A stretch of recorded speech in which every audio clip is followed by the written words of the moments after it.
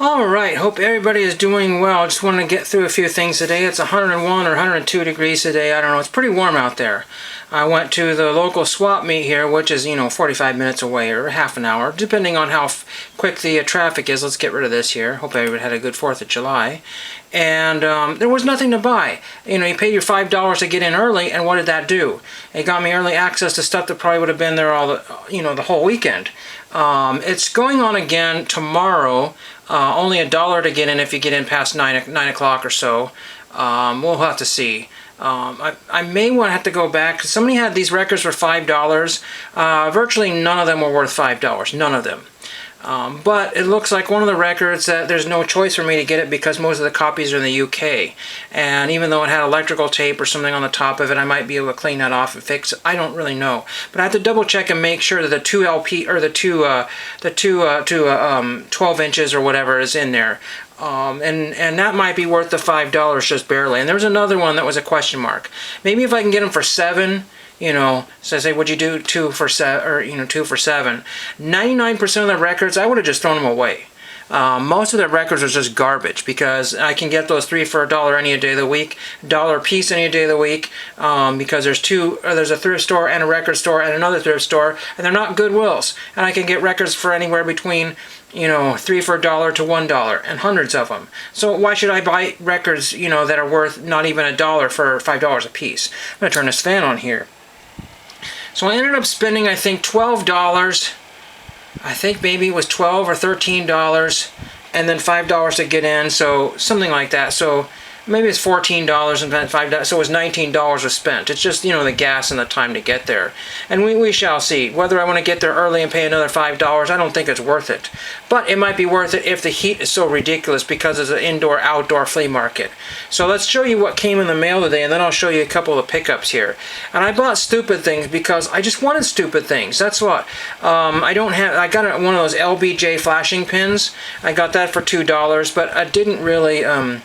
I didn't use my noggin and have it ready for the video, but Burbank Sports Cards got here, and they shipped it in a cardboard envelope with this little doodah here. So there's that.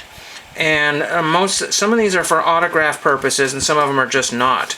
I had a really hard time figuring out what to get from Burbank Sports Cards because their commons their base price is mostly $1.69.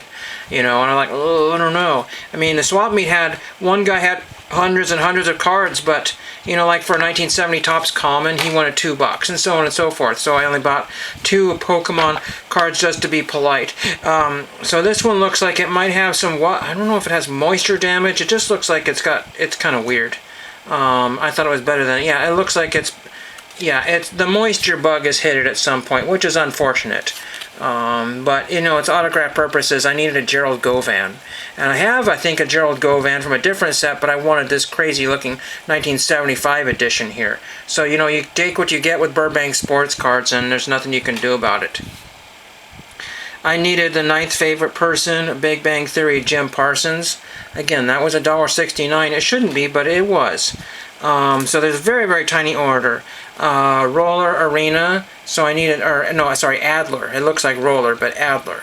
But these companies need to get their fonts together here because, you swear, it looks like Roller Arena. And I would think it's a roller rink, but Adler Arena.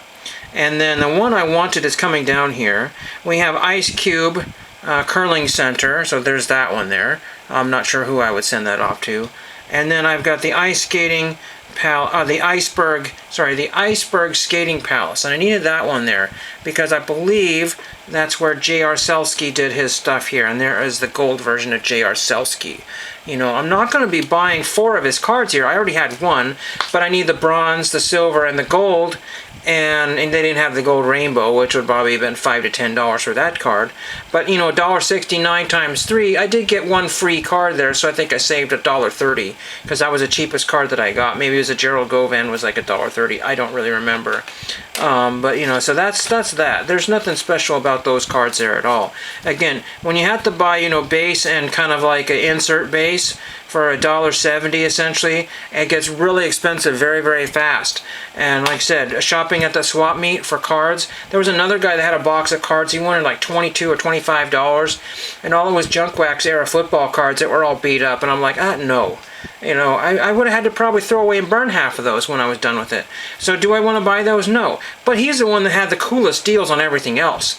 He had some really cool stuff, because if he had it all nice, some of it was all nicely laid out, and he had some other stuff that I know people at like the previous swap meet would have bought easily, maybe even for double for some of his prices. You know, you just have to kind of do your homework there with this guy.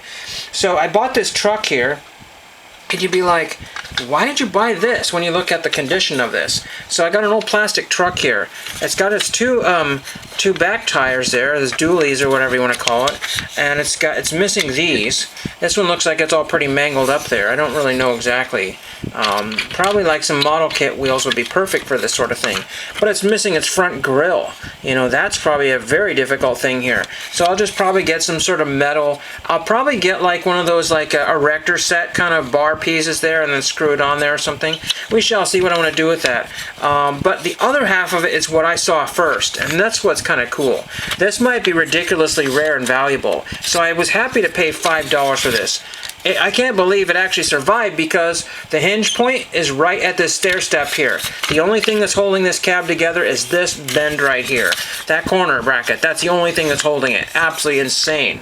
So I'll show you the second half of it. And I did a test here, a little bit of water here. A little loose here, loosey-goosey here. Not exactly sure how that all goes, but I did a test on the back here, and it will clean up really well, so that's just a little bit of water on there. North American Van Lines Worldwide Movers East Side Van and Storage Company, Portland, Oregon. And what's the cool part of it is at one time it was a radio.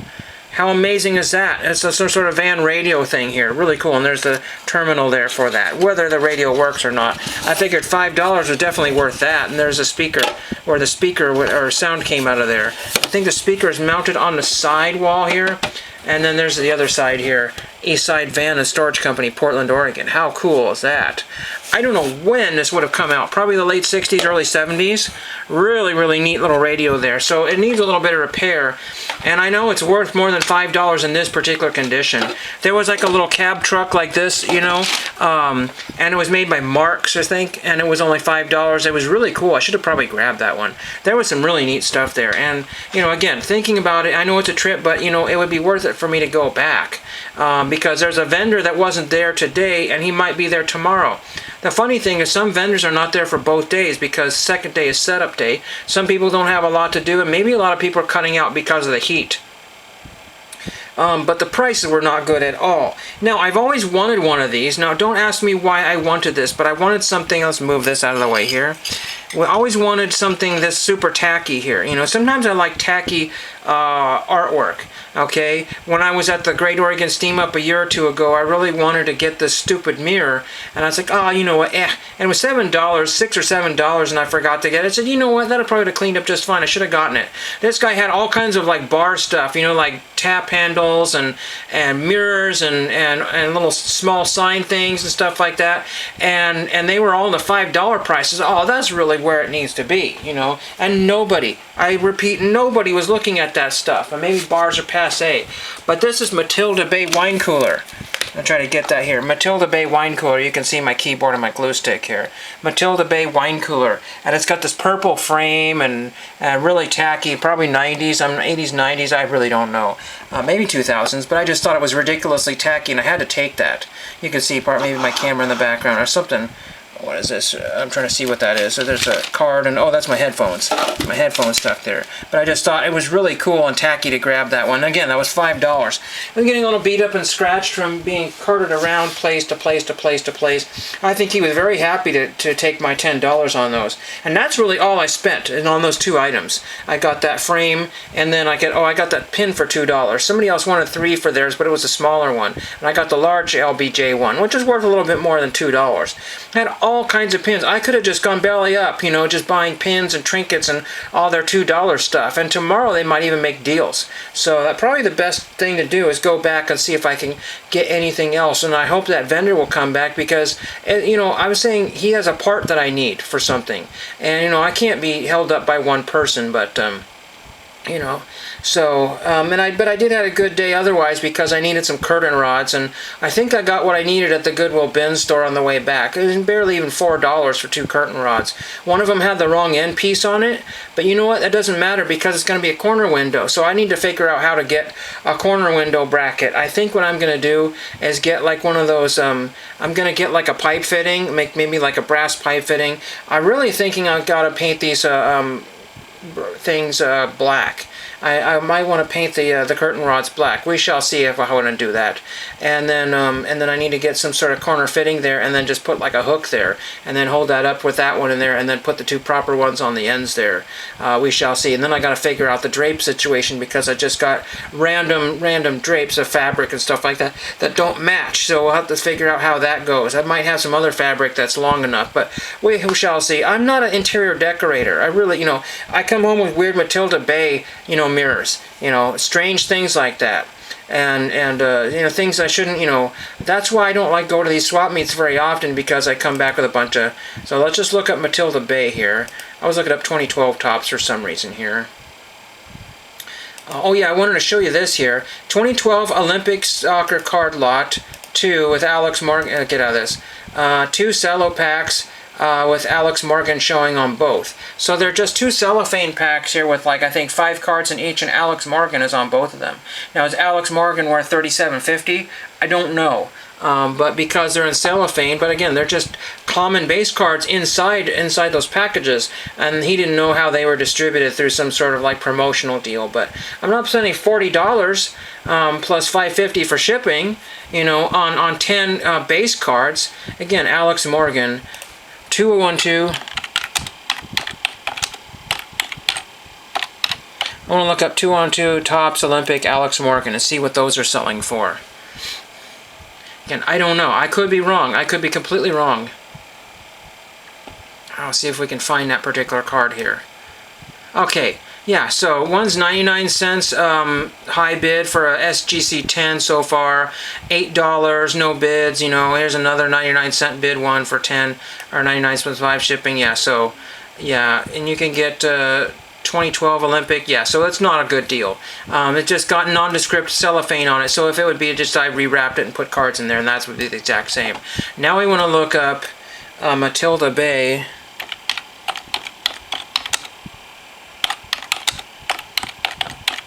And just see. I want to look up this North American Van Lines here. So yeah, these don't have a lot of value here, but these Matilda Bay wine cooler ones, $22, $30, $42, $60, oh my gosh, $44.88. Yeah, so $5 is a pretty good deal. Mine's not particularly mint, but some of these probably aren't either. Now let's look up North American Van Lines radio.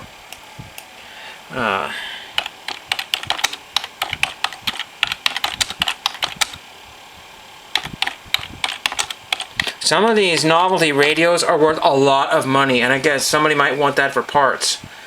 And I might not even find anything here. Nope. North American Vans.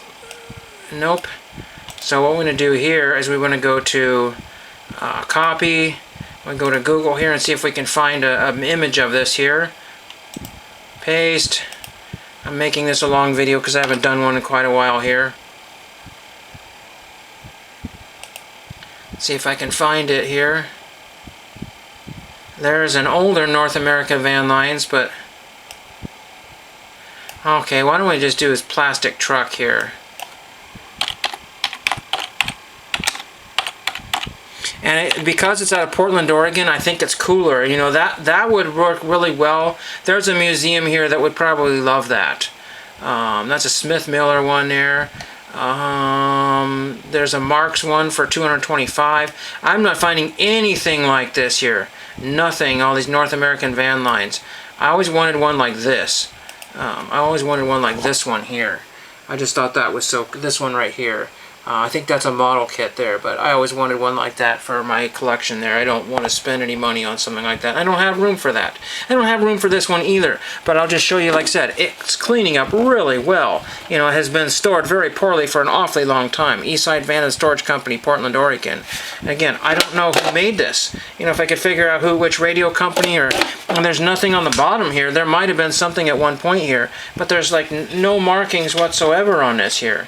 And these are actually part of it. Those are not decals, which I think is even cool, because it's like burnt, it's melted in here. This might be some extra decaling on here, I don't know. I don't want to rub that too hard or scratch that here. This one came out perfectly. So it's just fun stuff there, you know. There's lots and lots of Hot Wheels there, but I didn't see anything that I had to have, real common stuff that was, you know, a couple bucks or whatever, and I could just still get that in the store. Why do I need to do that? So that's what I have here, a mirror, a truck, and some other miscellaneous whatnots, and thank you for watching.